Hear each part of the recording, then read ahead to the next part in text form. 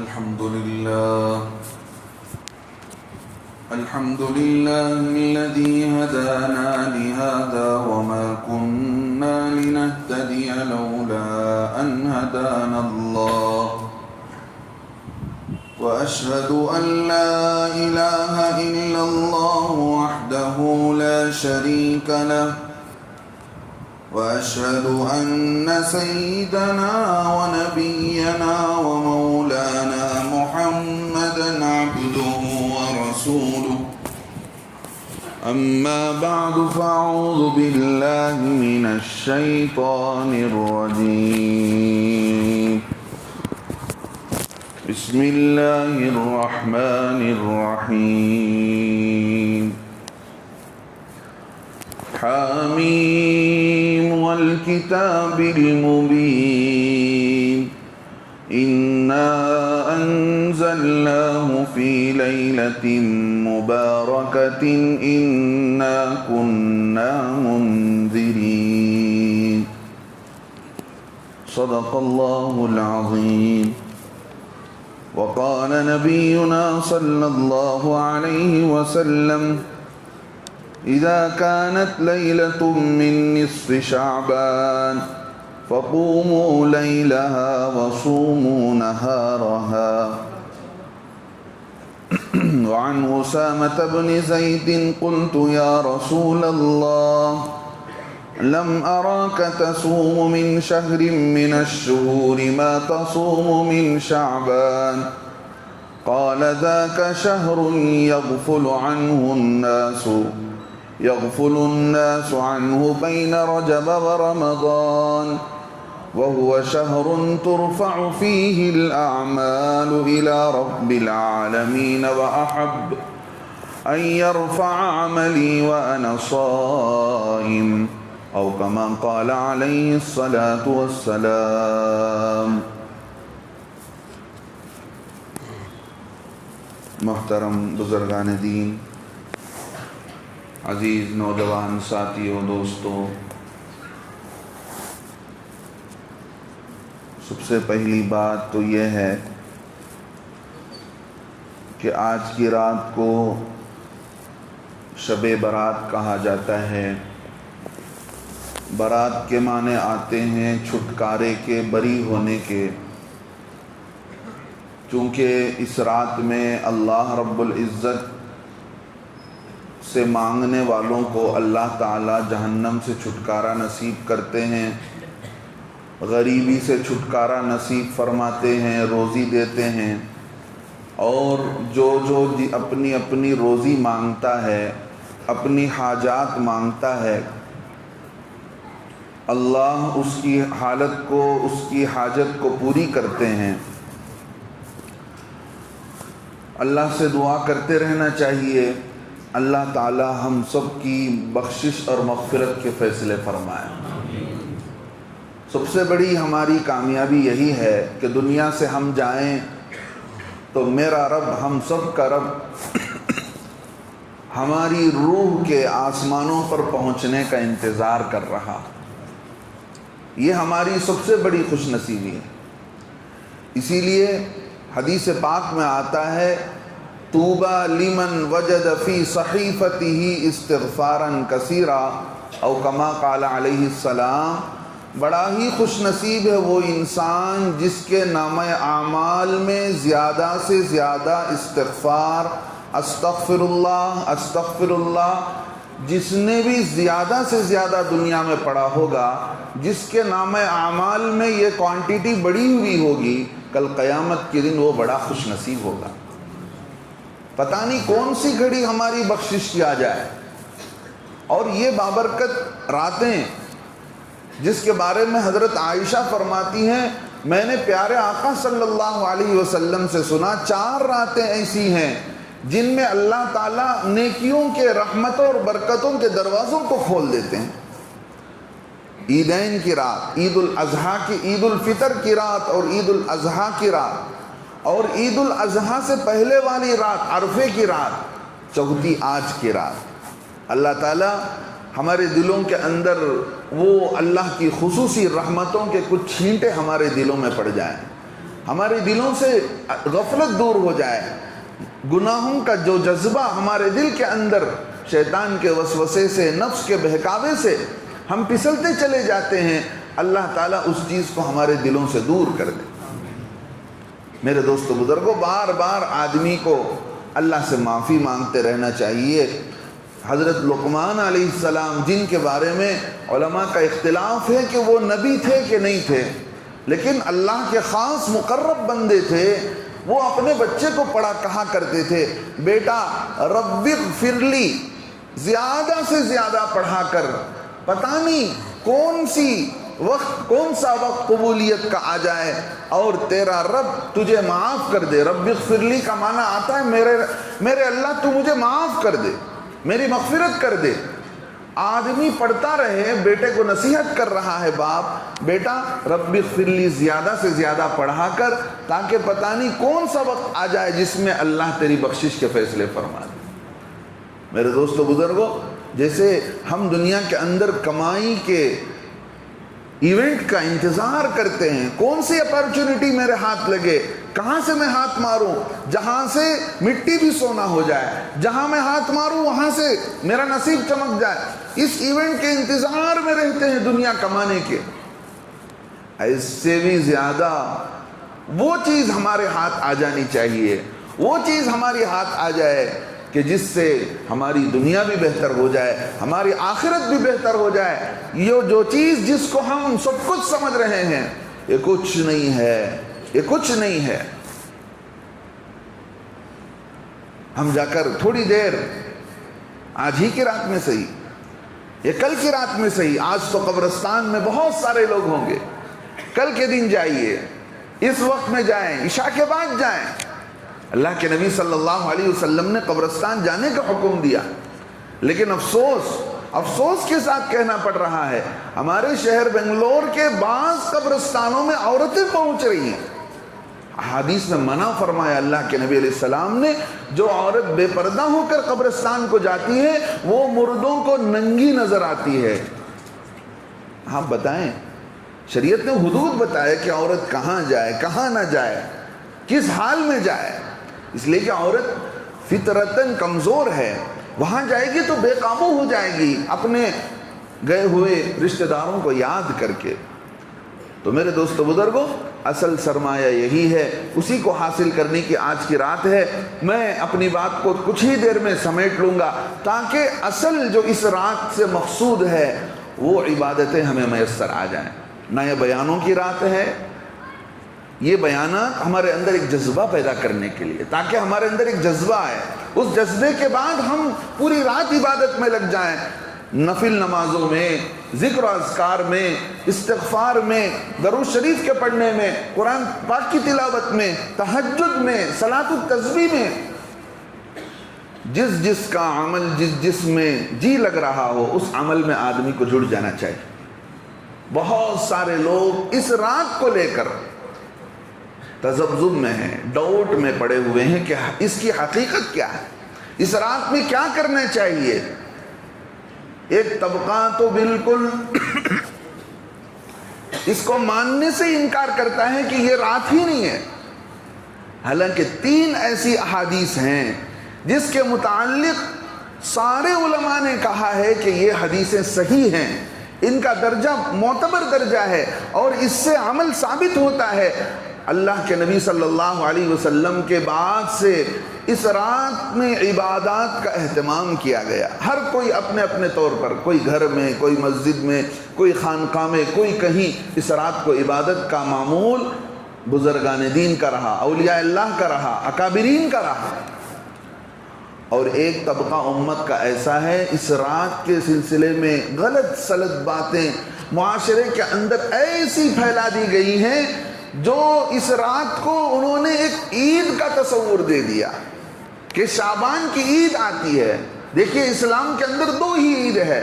اللہ کے نبی صلی اللہ علیہ وسلم نے عید کے موقع پر صحابہ کو بیان فرماتے ہوئے فرمایا تھا ان لقوم عید وہذا عیدنا، لوگوں ہر قوم کا کچھ نہ کچھ تہوار ہوتا ہے، عید ہوتا ہے، عید یہ ہمارا ہے، آج کا دن عید کا ہے، یعنی رمضان کی عید کو فرمایا، بقر عید کو فرمایا، اس کے علاوہ کسی کو عید نہیں بتایا۔ لہذا اصل میں یہ رات نفل عبادات کی رات ہے۔ اللہ کے نبی صلی اللہ علیہ وسلم سے حضرت اسامہ ابن زید نے فرمایا، اے اللہ کے نبی، ہم نے آپ کو اتنا اہتمام سے روزہ رکھتے ہوئے نہیں دیکھا جتنی کثرت سے آپ شعبان میں روزہ رکھ رہے ہیں، رمضان کے علاوہ ہم نے آپ کو کسی دوسرے مہینے میں نہیں دیکھا۔ آقا علیہ الصلوۃ والسلام فرماتے ہیں کہ دیکھو اللہ رب العزت یہ مہینہ، شعبان کا مہینہ جو رجب اور رمضان کے بیچ میں آتا ہے، یہ اللہ رب العزت کا ایسا مہینہ ہے جس مہینے کے سلسلے میں لوگ غفلت میں پڑے ہوئے ہیں۔ ذاک شہر یغفل عنہ الناس، لوگ غفلت کے شکار ہیں، اس مہینے کی قدر نہیں کرتے۔ ایک حدیث میں اس مہینے کی فضیلت بیان کی تو دوسری حدیث میں اللہ کے نبی صلی اللہ علیہ وسلم نے صاف طور پر فرمایا اذا كانت لیلۃ من نصف شعبان، جب 15ویں شعبان کی رات ہو، فقوموا لیلہا، اس رات میں عبادات کے ذریعے سے تم اپنے کو مضبوط کر لو، کھڑے کر لو، عبادات میں کھڑے ہو جاؤ، نوافل نمازوں میں، عبادات میں، تہجد میں تم اپنے کو عبادات میں جما لو۔ آگے فرمایا وصوموا نہارہا، اگر تمہاری طاقت ہو سکتی ہو تو اگر تمہارے سے بس چلے تو دوسرے دن کا روزہ بھی رکھ لیا کرو۔ علماء نے لکھا ہے رات کی عبادت نفل ہے، دوسرے دن کا روزہ مستحب ہے، اللہ جس کو موقع دے رکھ لے، اگر کوئی سفر میں ہے یا کسی دوسری وجہ سے چھوڑ رہا ہے تو اس سے کوئی گناہ یا مؤاخذہ نہیں ہوگا، گناہ نہیں ہوگا۔ تو میرے دوستو بزرگوں، اللہ رب العزت ہمیں آج کی رات کی ساری خیر و برکات نصیب فرمائے۔ اصل آج کی رات جو آپ کے ذہن میں عبادت کو لے کر ہو، چاہے نفل نماز، چاہے تہجد کی نماز، جیسے میں نے کہا صلاۃ التسبیح کی نماز، قرآن کی تلاوت، استغفار، درود شریف کی کثرت، درود شریف پڑھنے کا ماحول نہیں رہا، اللہ معاف فرمائے۔ کبھی مجلسوں میں بیٹھ کر کہا جاتا ہے کہ بھائی درود پڑھو تو درود پڑھتے ہیں۔ اللہ کے نبی فرماتے ہیں من صلی علیہ واحدۃ صلی اللہ علیہ عشرہ، جو مجھ پر ایک مرتبہ درود پڑھتا ہے اللہ اس پر 10 مرتبہ اپنی رحمتوں کو بھیجتے ہیں۔ آپ نے آج کی رات میں 100 مرتبہ پیارے آقا صلی اللہ علیہ وسلم پر درود پڑھا تو آپ پر 100 مرتبہ، آپ نے تو 100 مرتبہ پڑھا، لیکن فرشتے آپ پر 1000 مرتبہ رحمت بھیج رہے ہیں، رحمت کی دعائیں بھیج رہے ہیں۔ اگر آپ نے 1000 مرتبہ پڑھا اللہ کے نبی صلی اللہ علیہ وسلم پر درود تو فرشتے آپ پر 10,000 مرتبہ رحمت کی دعائیں کر رہے ہیں۔ کیوں ہمارا وقت اس میں نہیں لگتا؟ ایک درخواست کیا تھا اب آقا علیہ الصلوۃ والسلام نے، لوگوں کنجوس مت بنو۔ آگے فرمایا کنجوس وہ ہے جس کے سامنے میرا نام لیا جائے اور وہ مجھ پر درود نہ بھیجے۔ کتنا احسان ہے آپ علیہ الصلوۃ والسلام کا، ہم تھوڑا سوچ کر دیکھیں۔ انہوں نے کچھ ہم سے مطالبہ نہیں کیا، انہوں نے ہم سے کچھ نہیں کہا، بس کہا تو یہ کہا کہ میرے لیے درود پڑھا کرو، میرے لیے درود پڑھا کرو۔ ہم نے دیکھا عاشقین کو، اللہ کے نبی علیہ الصلوۃ والسلام کے عشاق کو، جو زندگی میں درود بار بار پڑھا کرتے ہیں، آقا علیہ الصلوۃ والسلام کے روضے پر ان کی عجیب کیفیت ہوتی ہے، وہ زبان سے کہنے کو بیان نہیں کیا جا سکتا، زبان سے کہا نہیں جا سکتا۔ آپ وہاں جا کر ان عاشقوں کے منظر کو دیکھیں، کتنے ایسے خوش نصیب بندے آقا علیہ الصلوۃ والسلام کے چوکٹ پر روتے روتے انہوں نے قدموں پر جان دے دیا۔ آقا علیہ الصلوۃ والسلام کی محبت درود شریف کے ذریعے سے ہم پڑھ پڑھ کر، تو رات نفل عبادات کی رات ہے، اور نفل عبادات کے لیے سب سے بہترین جگہ افضل صلاتکم فی بیوتکم، لوگوں سب سے بہتر نماز تمہارے گھروں کے اندر ہے، الا المکتوبہ، سوائے فرض نمازوں کے۔ فرض نمازوں کے علاوہ ساری نمازوں کی فضیلت، اس کا ثواب، اس کی اہمیت بڑھ جاتی ہے گھروں کے اندر۔ کیوں؟ مسجد میں تو عبادات ہوتی ہی ہیں، گھروں کے اندر غفلت کا ماحول ہوتا ہے، آج کل تو کہنے کو کوئی ضرورت کی بات نہیں ہے، ہر ایک کے ہاتھ میں غفلت کا ڈبہ پڑا ہوا ہے، ہر ایک غفلت میں ڈوبا ہوا ہے، مسجد میں آ کر ڈوبا ہوا ہے۔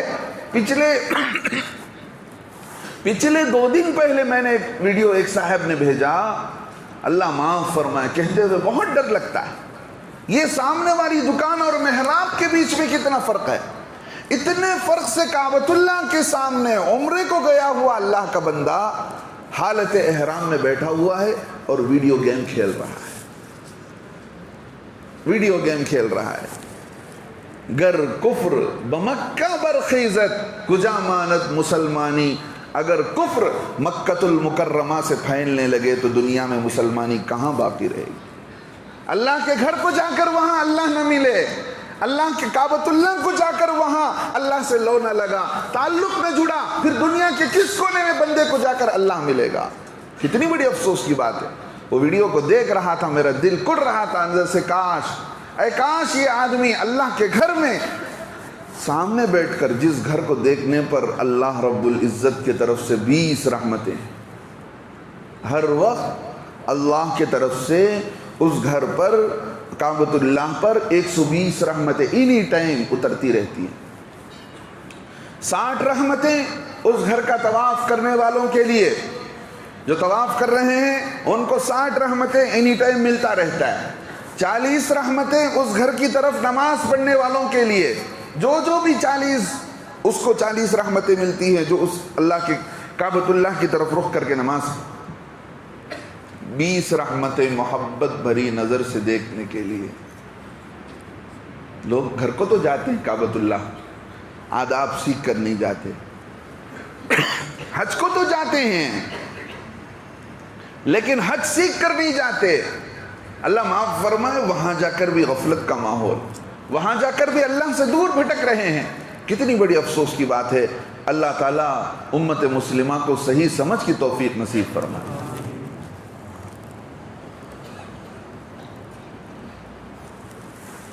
اب آقا علیہ الصلوۃ والسلام نے بتا دیا کہ دیکھو تمہاری بہتر عبادت تمہارے گھروں میں ہے، اور ایک حدیث میں فرماتے ہیں لا تجعلوا بیوتکم مقابر، لوگوں اپنے گھروں کو قبرستان نہ بنانا۔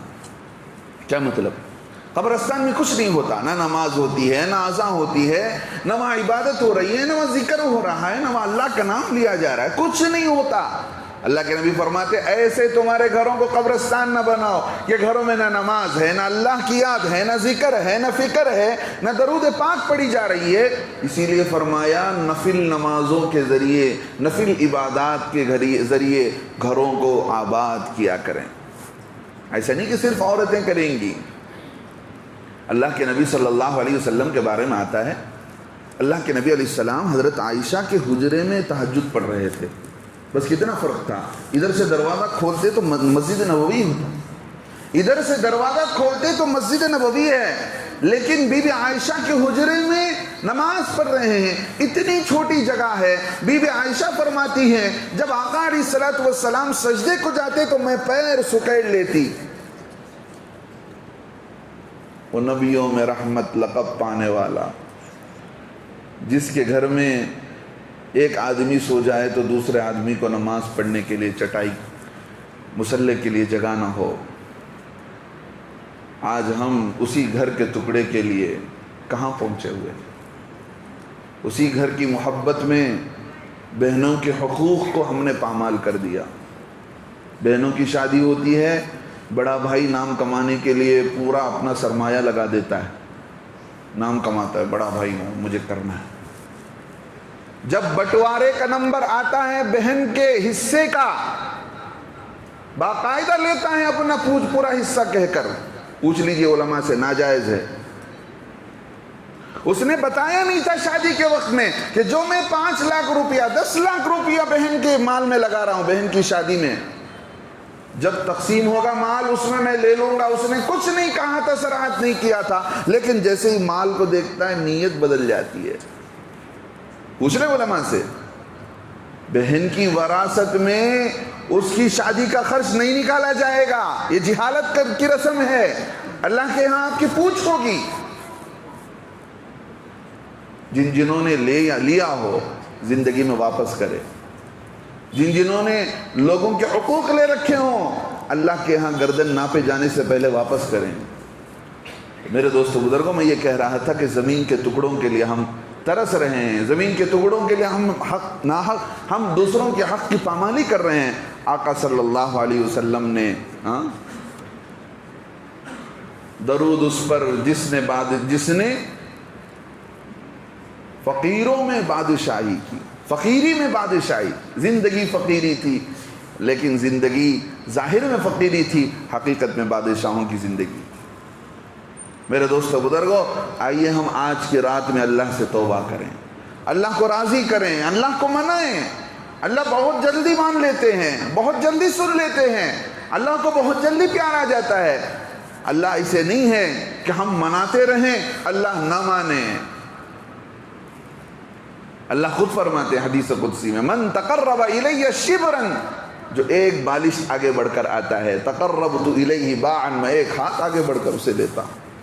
من تقرب الی باعا تقربت الیہ، اللہ تعالیٰ فرماتے ہیں جو میری طرف ایک ہاتھ آگے بڑھتا ہے میں اس کی طرف دو ہاتھ آگے بڑھتا ہوں۔ وَإِنْ أَتَانِي يَمْشِي أَتَيْتُهُ هَرْوَلَةً، وہ میری طرف چل کر آتا ہے میں اس کی طرف دوڑ لگاتا ہوں۔ ہائے اللہ، ہم نے چیزوں کی قیمت جانا، موبائل کی قیمت جانا، سونے کی قیمت جانا، ریل اسٹیٹ کی قیمت جانا، بلڈروں نے بلڈنگوں کے بنانے کی قیمت جانا، انجینئروں نے دنیا کے پیسے کمانے کی قیمت جانا، ہر لائن کی فیلڈ کے لوگوں نے سب کچھ جانا۔ اہمیت نہیں جانا تو دین کی قیمت نہیں جانی، نماز کی قیمت نہیں جانی، اور پہلے سب کی قیمت نہیں جانی، فجر کی نماز میں اللہ کے گھر کو آ کر یہاں سجدے کرنے کی قیمت نہیں جانی۔ عبداللہ بن مبارک رحمۃ اللہ علیہ امام بخاری کے استاد ہیں۔ امام بخاری 5 لاکھ حدیثیں یاد تھی، اللہ اکبر، کیا میموری پاور تھی، کیا میموری پاور تھا۔ 5 لاکھ حدیثوں میں سے کچھ ہزار حدیثوں کو جمع کیا ہے۔ ان کے استاد عبداللہ بن مبارک، ان کا ایک پڑوسی لوہا تپ تپا کر کے لوہے سے چیزیں بنانے والا، عبداللہ بن مبارک کا انتقال ہوا تو دیکھا، اب پھر اس کا لوہار کا انتقال ہوا تو عبداللہ بن مبارک سے پہلے وہ جنت میں داخل ہو گیا۔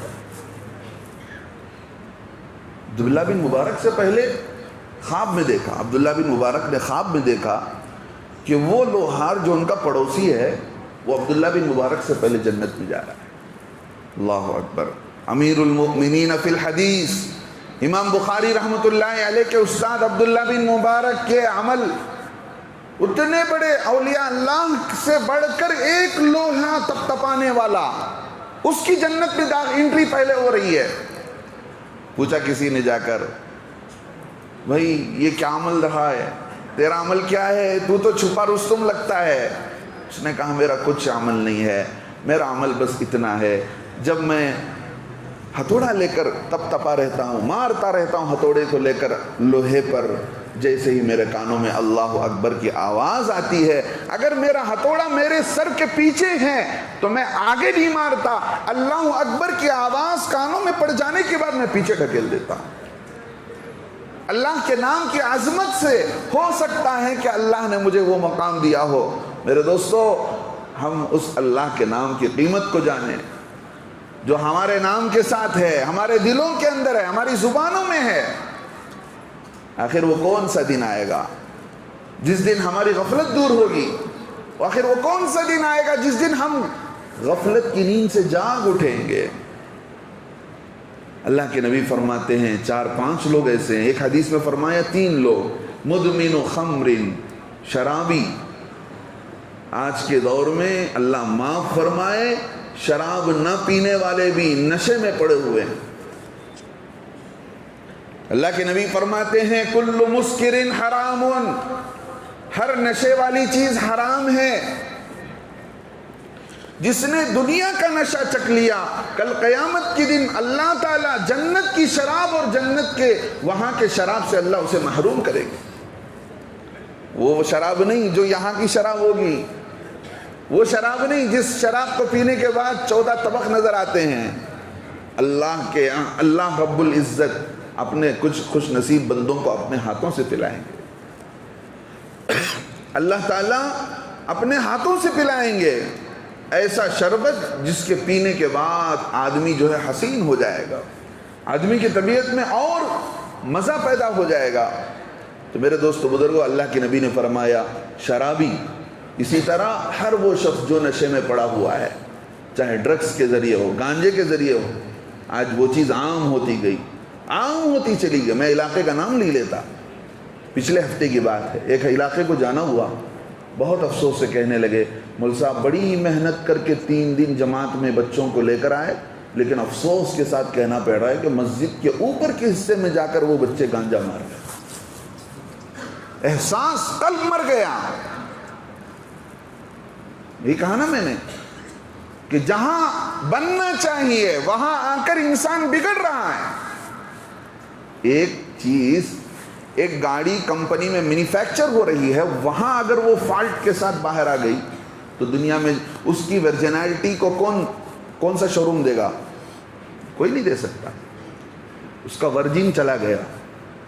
اللہ کے گھر کو لایا جاتا ہے بندوں کو تبلیغ میں, جماعتوں میں, تاکہ ان کی زندگی بنے, قرآن کے حلقوں میں بیٹھ کر, دین کے حلقوں میں بیٹھ کر, ایمان کے مذاکروں کو سننے کے بعد وہاں آ کر بھی بچوں کی لت ایسی ماری گئی, انہوں نے چیزیں ڈھونڈ لیا, پتہ نہیں کوئی پائپ لے لیا, کوئی بوتل لے لیا, مار رہے ہیں اللہ کے گھر پہ بیٹھ کے. اسکول اور کالج کے بچے کیا ہو رہے ہیں, ہم ان پر کیوں غفلت میں پڑے ہوئے ہیں, الگ بات ہے. آخر میں کہوں گا اس عنوان پر.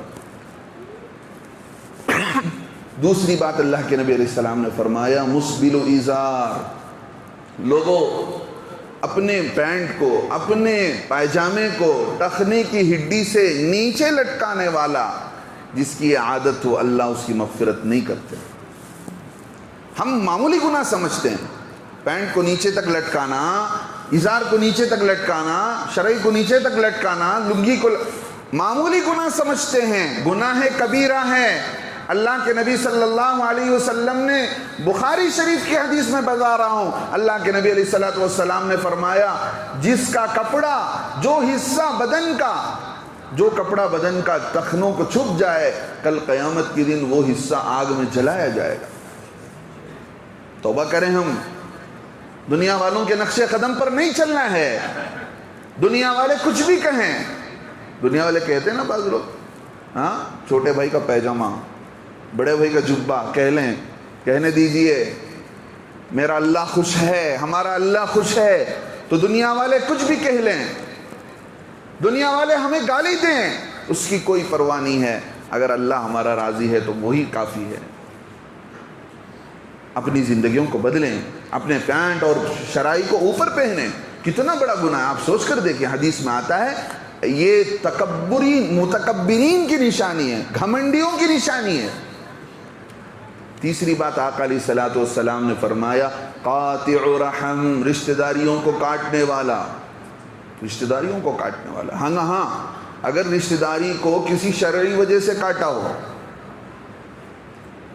شرعی وجہ سے, کیا مطلب شرعی وجہ سے؟ اگر کوئی ہمارا قریبی رشتہ دار حرام کاری میں پڑا ہوا ہے, بتانے پر بھی نہیں مانتا, اس سے ویسی رشتہ داری نہیں رکھی جائے گی جیسے پہلے ہم نے رکھی تھی.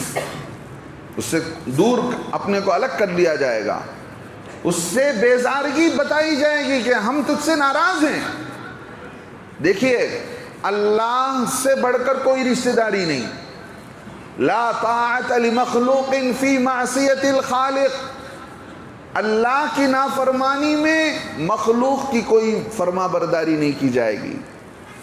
جس کام سے اللہ ناراض ہوتے ہوں اس کام سے ہم دنیا والوں کو خوش نہیں کریں گے. دنیا والے خوش ہو کر کیا ہوگا؟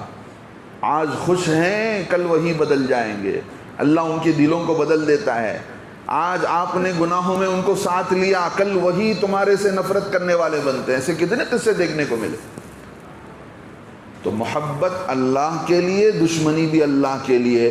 جو اپنی رشتہ داری کاٹ رہا ہے, کسی گناہ میں پڑا ہوا انسان ہو, اس سے نفرت, اللہ کی کھلم کھلا نافرمانی کر رہا ہو, اس سے نفرت کرتے ہوئے اگر رشتہ داری کاٹا ہو تو وہ آدمی تو الگ ہے، ورنہ چھوٹے موٹے بہانے سے رشتہ داریاں کاٹ رہا ہے تو ایسے آدمی کی مغفرت نہیں۔ ایک حدیث میں اللہ کے نبی علیہ السلام فرماتے ہیں ہر آدمی کی بخشش ہو جاتی ہے سوائے مشرک کے اور کینہ پرور کے، جس کے اعمال شرکی اعمال ہیں۔ اللہ کو بھی مانگتا ہے، اللہ سے بھی دعائیں مانگ رہا ہے، اے اللہ مجھے تو بچے دے دے، اے اللہ مجھے تو روزی دے دے، پھر کسی دوسرے سے بھی مانگ رہا ہے، اللہ کے علاوہ دوسرے سے بھی روزی مانگ رہا ہے، دوسروں سے بھی بچے مانگ رہا ہے، دوسروں سے بھی اپنی حاجات مانگ رہا ہے، یہ شرک ہے، اللہ کو شرک پسند نہیں۔ دوسری بات فرمایا اللہ کے نبی علیہ السلام نے، کینہ پرور، دلوں کے اندر کینہ کپٹ رکھنے والا، کسی کا دل پاک نہ۔ اللہ کے نبی علیہ السلام نے ایک صحابی کو فرمایا، ایک صحابی چھوٹی عمر کے تھے، نام بھول رہا ہوں، ان سے فرمایا یا بنیا، اے بچے، اے پیارے، ان قدرتا، اگر تجھ سے ہو سکے، ان تصبح وتمسی ولیس فی قلبک غش ففعل، فرمایا اے پیارے، اے منع، اگر تجھ سے ہو سکے تو صبح بھی شام بھی اس حالت میں کرنا کہ تیرے دل کے اندر کسی کی برائی نہ ہو۔ آج چھوٹی چھوٹی باتوں پر دلوں کے اندر کینہ پالتے ہیں لوگ، سال سال گزر جاتا ہے، کینہ پال رہے ہیں۔ معافی کا جذبہ بنائیں، اللہ انہی کو معاف کرتے ہیں جن کا مزاج معاف کرنے کا ہوتا ہے۔ جو لوگوں کو معاف کرتے ہیں اللہ انہیں بھی معاف کرتے ہیں، جو لوگوں سے اپنا معاملہ صاف نہیں رکھتے اللہ کا معاملہ بھی ان کے ساتھ صاف نہیں ہو سکتا۔ تو میرے دوستو بزرگوں، یہ تو ہیں، اللہ ان محروم لوگوں سے ہم سب کی حفاظت فرمائے۔ جو لوگ آج کی رات محروم ہو جاتے ہیں، کرنے کے کام بھی بتا دیا میں نے، اور کرتے ہوئے بھی جن کے اعمال اور دعائیں قبول نہیں ہوتی وہ کام بھی بتا دیا، اور جو ہے اپنے کو اللہ سے کن راستوں سے، نمازوں اور عبادات کے راستے سے اپنے کو جوڑنا ہے میں نے وہ بھی بتا دیا۔ اور فرمایا حدیث پاک میں آتا ہے جو رات کے وقت میں سورہ بقرہ اور سورہ آل عمران کی آخری آیات پڑھ لیتا ہے اسے پوری رات کی عبادت کا ثواب ملتا ہے، اسے پوری رات کی عبادت کا ثواب ملتا ہے۔ ہم رات ایسے نہیں جاگیں گے کہ جس سے ہماری فجر چٹ ہو جائے۔ دیکھیے جس نے عشاء کی نماز پڑھی اس کے متعلق آقا علیہ السلام نے فرمایا اسے آدھی رات کا ثواب عبادت کا دیا جاتا ہے۔ جس نے فجر کی نماز پڑھ لی اسے بقیہ آدھی رات کی عبادت کا ثواب دیا جاتا ہے۔ ایسا نہیں کہ ہم پوری رات جاگیں گے، اپنے کو تھکا دیں گے اور فجر کا وقت آتا ہے تو ہم سو جاتے ہیں۔ ایسا نہیں ہے کہ نفل کے لیے فرض کو نہیں چھوڑا جائے گا، پوری رات کی عبادت بھی فجر کی 2 رکعت نمازوں کے برابر نہیں ہو سکتی۔ ہاں پوری رات آپ جاگ رہے ہیں، صلاۃ التسبیح، قرآن، ذکر، تلاوت، درود، سب بھی ساری عبادت مل کر 2 رکعت فجر کے ثواب کے برابر نہیں ہو سکتی۔ اسی لیے میرے دوستو اپنی زندگی میں فرائض کا اہتمام بنائیں، اللہ تعالیٰ عمل کی توفیق دے۔ بڑا اچھا مجمع ہے، بہت جذبہ رکھتا ہے اپنے اندر، کتنے اچھے اچھے نوجوان ہیں، لیکن اپنے کو مسجد سے نہ جوڑنے کی وجہ سے، اچھے ماحول میں نہ جوڑنے کی وجہ سے، اچھی صحبتوں میں نہ جوڑنے کی وجہ سے ہم بھٹک جاتے ہیں، گناہوں میں ملوث ہو جاتے ہیں۔ اپنے کو سنبھالنے کی ضرورت ہے اور اپنے کو سیکھنے سکھانے کے ماحول میں لانے کی ضرورت ہے۔ ہماری مسجد کے اندر تعلیم بالغان شروع ہو کر کتنے دن ہوئے، کتنے لوگ ہیں؟ اگر میں کہوں تو ہاتھ اٹھانے کو کہوں تو بہت تھوڑے لوگ ہاتھ اٹھائیں گے جو کہیں گے کہ بھئی ہم قرآن سیکھ رہے ہیں۔ اللہ نے موقع دیا ہے اور علم سیکھنے کے لیے ماں کی گود سے قبر کے گڑھے تک ہے۔ رمضان آ رہا ہے، کتنی بدنصیبی ہوگی کہ رمضان کے مہینے میں بھی ہم قرآن کو ہاتھ نہ اٹھائیں یہ کہہ کر کہ ہمیں قرآن پڑھنا نہیں آتا۔ قرآن کا حق لکھا ہے کہ سال میں قرآن کم سے کم 2 مرتبہ ختم کیا جائے۔ میرے دوستو اپنے اندر جذبہ پیدا کریں، اپنے اندر مزاج بنائیں، اپنے اندر بیکار کاموں سے وقت نکالیں، اپنے کو ہم نے گویا اپنے اوقات کو موبائل کے لیے ریزرو کر دیا۔ وہ جتنا وقت لے گا لیتا رہے گا، ہمارا وقت برباد ہوتا رہتا ہے۔ اللہ معاف فرمائے، جن لوگوں کی عادت ریلز دیکھنے کی ہوتی ہے، ہاں، جن لوگوں کو یوٹیوب کے اندر، انسٹاگرام کے اندر اور فیس بک کے اندر ریلز دیکھنے کی ہوتی ہے، کبھی میں کہتا ہوں وقت نوٹ کر کے دیکھنا شروع کریں۔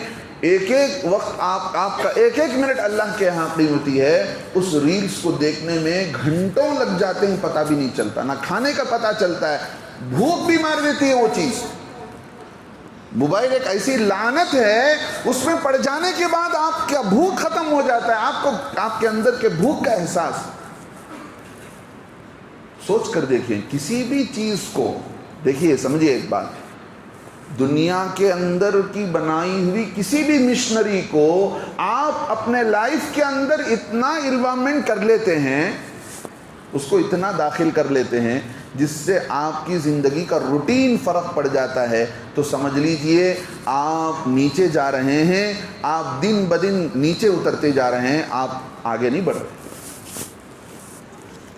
ایک عالم نے لکھا ہے کتاب کے اندر، ایک عالم نے لکھا ہے، من ساوا یومان فہو فی الخسران، جس کے 2 دن برابر گزر رہے ہیں، کل کو آج کو کیا بھی ترخیص نہیں ہے، کل جیسا آج بھی ویسا، انہیں ہے گھاٹے میں۔ کل اور آج میں کچھ ترقی نہیں ہوا، کل جیسی نماز چھوٹی آج بھی چھوٹی، کل اللہ کو یاد کرنا ذکر فکر چھوٹا آج بھی چھوٹا، کل آقا صلی اللہ علیہ وسلم پر درود پڑھنا بھول گئے آج بھی بھول گئے، کل قرآن کو ہاتھ میں لینا بھول گئے آج بھی بھول گئے، کل مسجد کو آ کر فجر کی نماز بھول گئے آج بھی بھول گئے، برابر ہے۔ تو سمجھیے ہم نقصان میں ہیں۔ کوئی بھی دکاندار روزانہ اپنا ٹیلی کر کے دیکھتا ہے، کل اتنا ہوا آج کتنا ہوا۔ دنیا کے ختم ہونے والی دنیا کے سلسلے میں ہم کتنے چالاک ہیں، چاق و چوبند ہیں، لیکن دین کے معاملے میں ہم کیوں سست ہو جاتے ہیں۔ میرے دوستو بزرگوں، اپنے اندر جذبہ پیدا کریں، اللہ مجھے بھی توفیق نصیب فرمائے۔ اللہ بہت قدردان ہے، اللہ بہت قدردان ہے۔ جماعت تبلیغ کے بانی حضرت مولانا الیاس صاحب رحمۃ اللہ علیہ، جن سے اللہ نے بڑا عظیم الشان کام لیا، وقت تفصیل میں جانے کا نہیں ہے، بار بار وہ ایک آیت پڑھتے تھے اور کہتے تھے، ما یفعل اللہ بعذابکم ان شکرتم و آمنتم۔ اللہ کیا پیارے انداز سے خطاب کر رہا ہے، اللہ کتنے پیارے انداز سے خطاب کر رہا ہے، جیسا باپ بچے کو اپنے اندر کی محبت کو جتاتے ہوئے گویا باپ بچے سے کہہ رہا ہو، ما یفعل اللہ بعذابکم ان شکرتم و آمنتم، میرے بندو تمہیں عذاب دے کر مجھے کیا ملنے والا ہے؟ اگر تم نے میری بات سن لی، شکر گزاری کی زندگی گزار لی، تمہیں عذاب دے کر مجھے کیا مل جائے گا؟ کتنا پیارا لقب ہے۔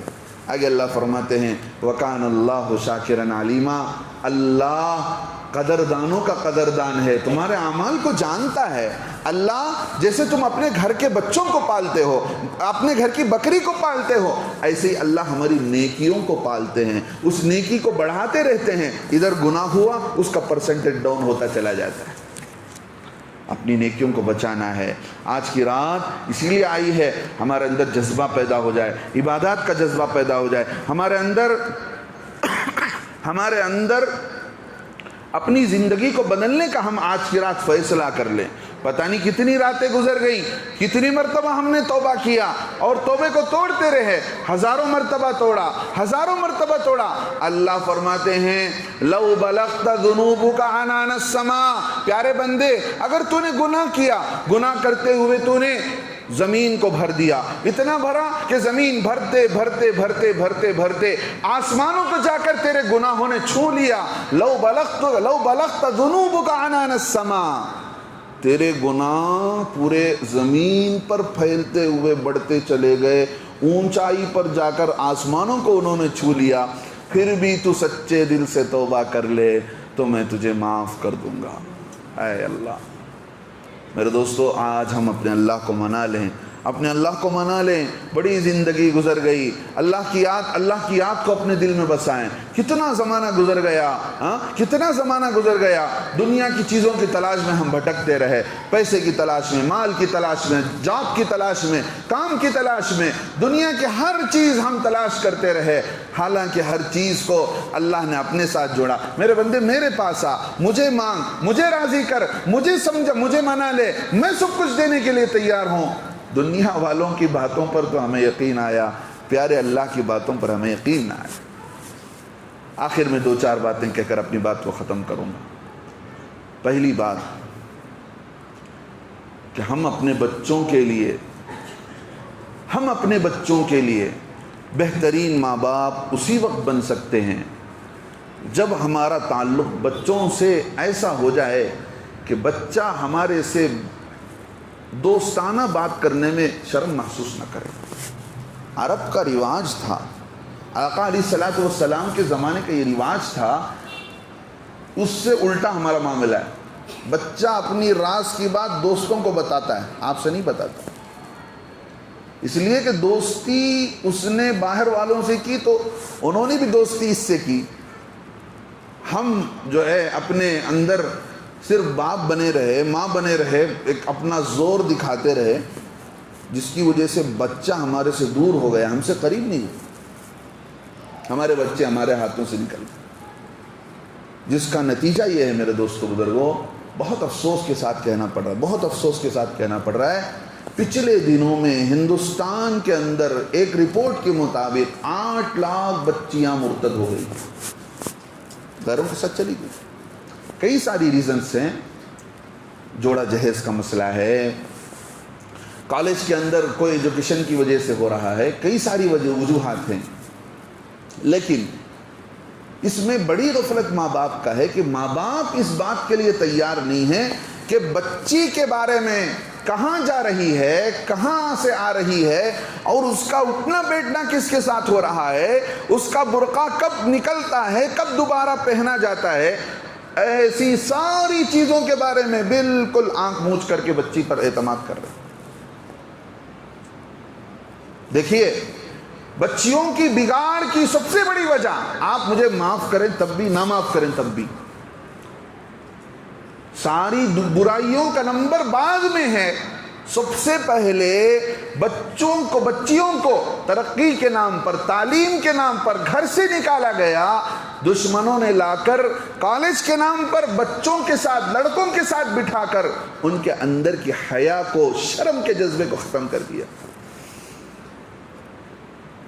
آپ کی بچی ایجوکیٹڈ بن رہی ہے, بھلی آپ کی بچی بہت کچھ ڈگری لے رہی ہے, اللہ نہ کرے آپ کی بچی کا ایمان خطرے میں چلا گیا. دیکھیے, RSS نے پلان بنایا ہوا, وہ ہندو لڑکوں کو باقاعدہ اس بات کی ٹریننگ دیتے ہیں. لکھنؤ کی پیور اردو کی طرح ان کو ٹریننگ دیا جاتا ہے, جہاں جو اردو بولی جاتی ہے اس انداز کی اردو. آئیے, بیٹھیے, کیسا کھانا کیسا رہا, صبح کیسا کیا آپ نے, انشاءاللہ, ماشاءاللہ, سبحان اللہ, انا للہ, ساری باتیں ایک مسلمان دوسرے مسلمان سے جتنے اچھے انداز سے بات کر سکتا ہو وہ انہیں سکھایا جاتا ہے. 3 آفر دیا جاتا ہے. میں پکی بات کہہ رہا ہوں آپ کے سامنے, ہواؤں کی اڑتی ہوئی بات نہیں کہہ رہا ہوں.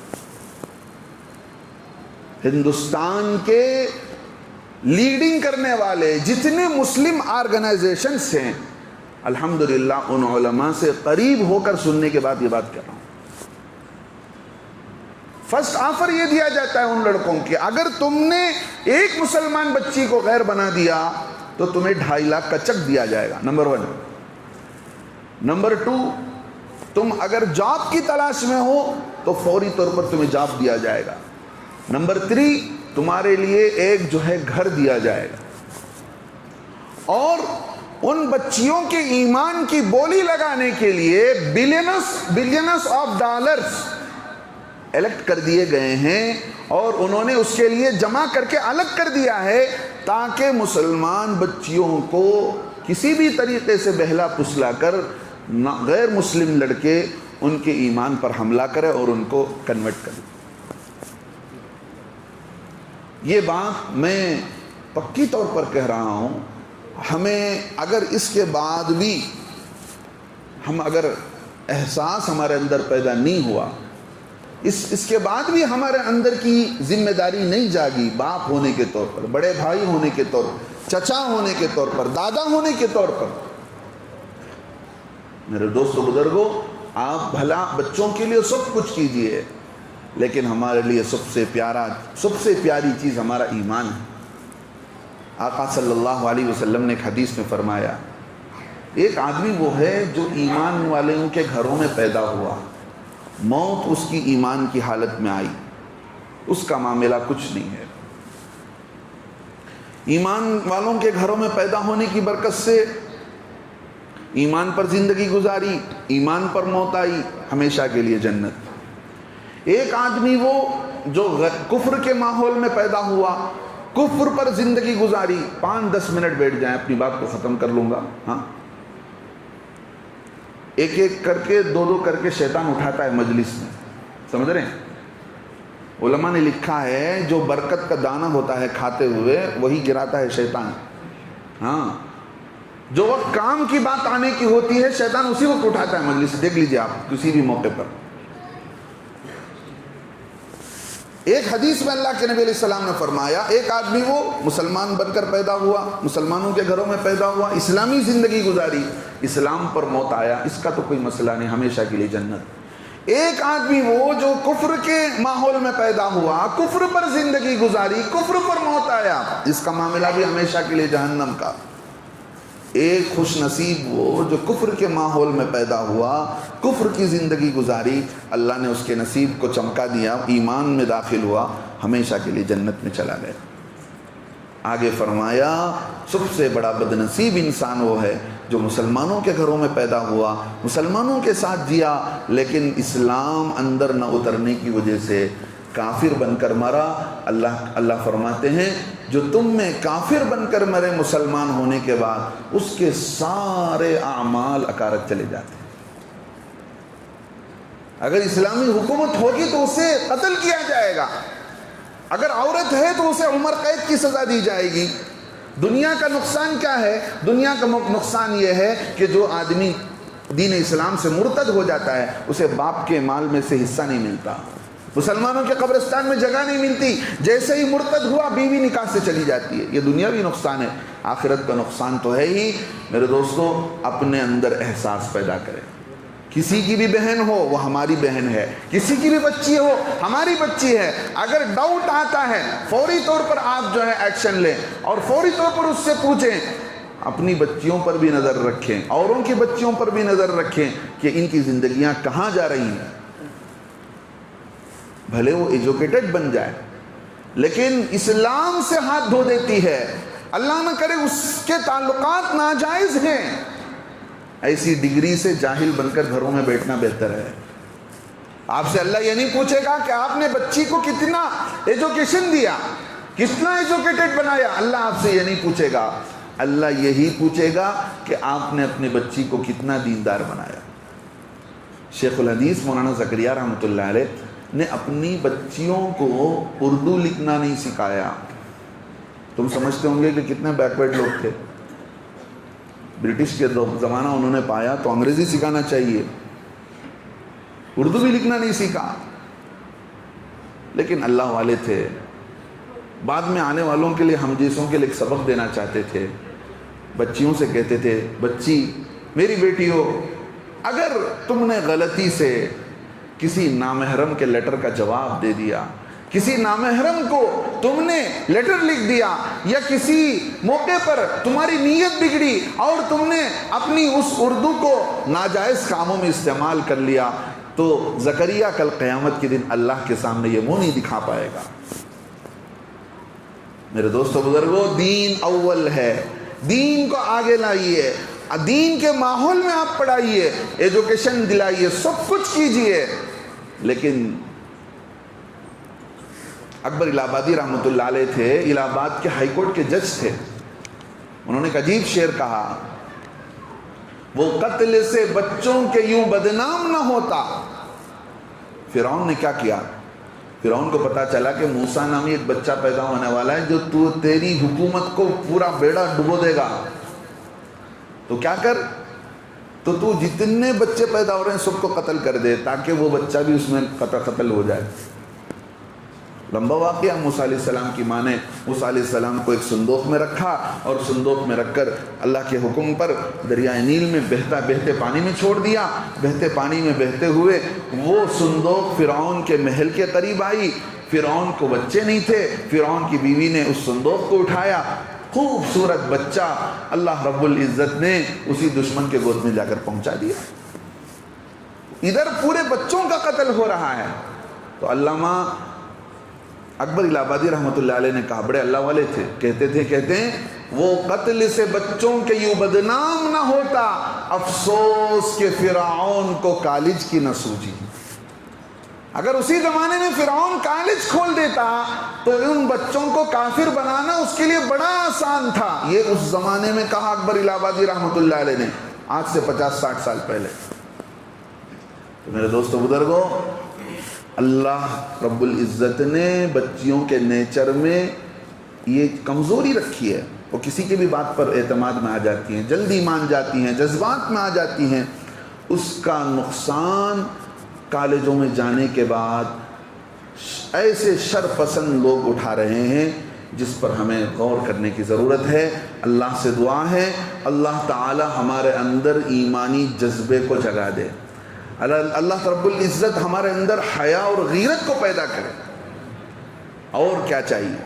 کھلا ہوا میدان نظر آ رہا ہے آپ کے سامنے، اس وقت میں ہمیں اتر کر وقت کے تقاضوں پر عمل کرنے کی ضرورت ہے، اپنے کو چاق و چوبند بنانے کی ضرورت ہے، بچیوں پر کڑی نظر رکھنے کی ضرورت ہے۔ میں ایک علاقے کا نام نہیں لیتا، رات کے وقت میں گھر کے اندر بچی کو لا کر لوگوں نے ماں باپ کے حوالے کیا تو ماں باپ الٹا ان کو ڈانٹ کر بھیجنے لگے کہ تم ہماری بچی اجنبی بچوں کے ساتھ وقت گزار رہی ہے، رات کا وقت ہے، رنگے ہاتھ پکڑ کر بچی کو لا کر ماں باپ کے حوالے کیا جا رہا ہے۔ بے غیرت، بے شرم، بے حیا ماں باپ نے الٹا لانے والوں کو بدنام کر کے بھیجا۔ ایسی اندھی محبت جہنم نہیں پہنچائے گی تو کہاں پہنچائے گی؟ جنت پہنچائے گی۔ اللہ تعالیٰ ان کہی سنی ہوئی باتوں پر عمل کی توفیق نصیب فرمائے۔ میرے دوستو بزرگوں، اپنے اندر جذبات پیدا کریں اور اس زندگی کو ہم کام میں لانے کی ضرورت ہے، اور اپنے اوقات کو، اپنی صلاحیتوں کو کام میں لائیں۔ بہت سارے کام ہو رہے ہیں ہماری زندگی کو چمکانے کے لیے، اللہ نے ایسے ایسے لوگوں کو کھڑا کیا ہے۔ ہزار خرابی کے باوجود ہمارے اس ملک کے اندر نوجوان بچے اسکولوں کے ساتھ، کالجوں کے ساتھ حافظ بن رہے ہیں۔ اتراکھنڈ کے اندر ماحول بگڑتا ہے، تمہیں بتا رہا ہوں۔ اتراکھنڈ کے اندر ایک حافظہ بچی کالج گئی، مرتد ہو گئی۔ اس کی غلطی ہوگی اپنے طور پر، میں یہ بات بتا رہا ہوں کہ اگر چاہے ماحول خراب ہو، وہاں جتنی فرشتہ صفت بچی چلی جائے، فرشتہ صفت انسان چلی جائے، لڑکا چلا جائے، اس کی نگرانی نہ ہو، اس کے پیچھے فالو اپ نہ ہو، اللہ کرے اس کا کیا حال ہوگا۔ اللہ ہی محافظ ہے۔ اپنے کو سنبھالنے کی ضرورت ہے، اپنے کو سدھارنے کی ضرورت ہے، ورنہ وہ دن دور نہیں۔ اللہ کے نبی صلی اللہ علیہ وسلم نے فرمایا تھا، وہ کیا وقت ہوگا اے لوگو جب تمہارے نوجوان نافرمان ہو جائیں گے، تمہاری بچیاں بے قابو ہو جائیں گی، وہ وقت کیا ہوگا؟ تو ایجوکیشن اور ڈگریاں دوسرے نمبر پر ہے۔ سب سے پہلے اسے مسلمان بنانے کی ضرورت ہے، اس کا ایمان، اس کے اندر اسلام داخل ہو جائے، اس کے اندر اللہ کی معرفت آ جائے، نبی علیہ السلام کی محبت آ جائے، قرآن کی عظمت آ جائے۔ دنیا ہزار کچھ کر لے لیکن اس کا ایمان میں فرق نہ پڑ جائے، ایسے اس بچے پر محنت کی ضرورت ہے۔ اللہ سے دعا ہے اللہ تعالی ہمارے بچے اور بچیوں کے لیے آنے والے فیوچر کو بہتر بنائے۔ میرے دوستو بزرگوں، کام کا وقت ہے، کام کا وقت ہے۔ اپنے کو آپ تک کوئی کام والا پہنچ رہا ہے، آپ کی بھلائی والا پہنچ رہا ہے تو آپ اس کی قدر کیجئے۔ ہر نبی نے ایک اعلان کیا، وہ اعلان کیا کیا؟ وہ اعلان یہ کیا کہ اے لوگو، جو اللہ نے مجھے میسج دیا ہے وہ تمہارے تک پہنچانے میں میں بڑا امانت دار ہوں۔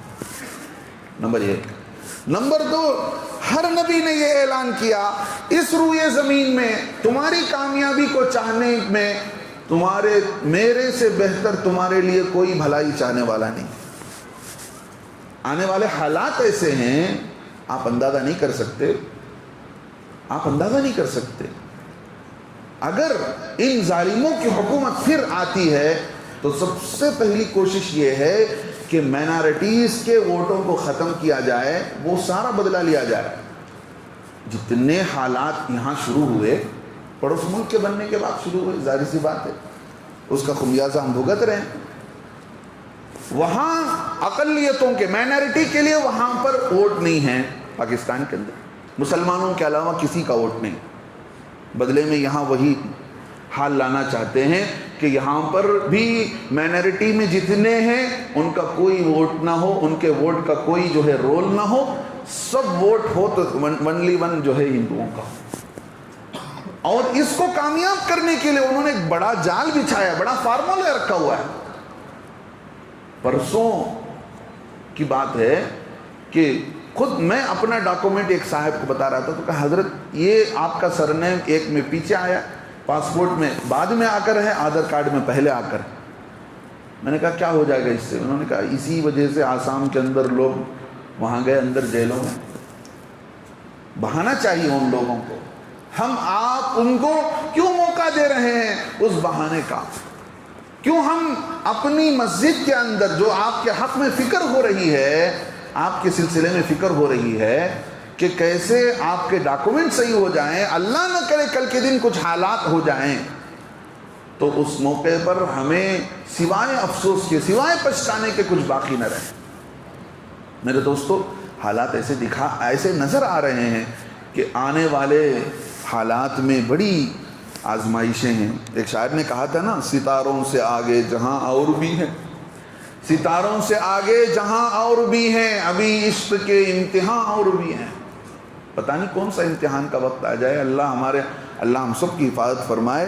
آپ کے گھر تک جو پہنچ رہے ہیں اس سے بڑا آپ پر احسان کرنے والا، آپ کو بھلائی چاہنے والا کوئی نہیں۔ ان کی قدر کیجیے، کوئی کچھ فائدہ ہونے والا نہیں ہے۔ جو آپ کے گھر تک آ رہے ہیں ان کو فائنینشلی کچھ فائدہ نہیں، مسجد کی ذمہ داروں کو کچھ دو پیسے ملنے والے نہیں ہیں۔ وہ چاہ رہے ہیں کہ بھئی محلے کا بھلا ہو جائے، ہمارے پڑوسیوں کا بھلا ہو جائے۔ آپ اس میں ان کا ساتھ دیں اور اپنے ڈاکومنٹ کو صحیح کر لیں اس سے پہلے کہ موقع ہاتھ سے نکل جائے۔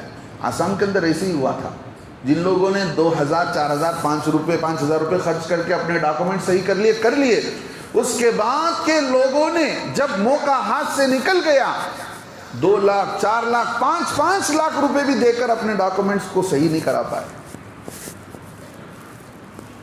اللہ رب العزت آنے والے دنوں کے لیے ہم سب کے لیے بہتر فیصلے فرمائے۔ دیکھیے، ہم نہیں چاہتے ہیں کوئی آزمائش کا وقت ہے، اسی لیے اللہ کے نبی نے صبر مانگنے سے کہا کہ صبر مت مانگا کرو۔ صبر مانگنے کا مطلب یہ ہے کہ کوئی امتحان آئے تب صبر کرنے کا موقع ملتا ہے۔ اے اللہ ہمیں صبر کرنے والا بنا دے، نہیں مانگنا چاہیے۔ کیوں؟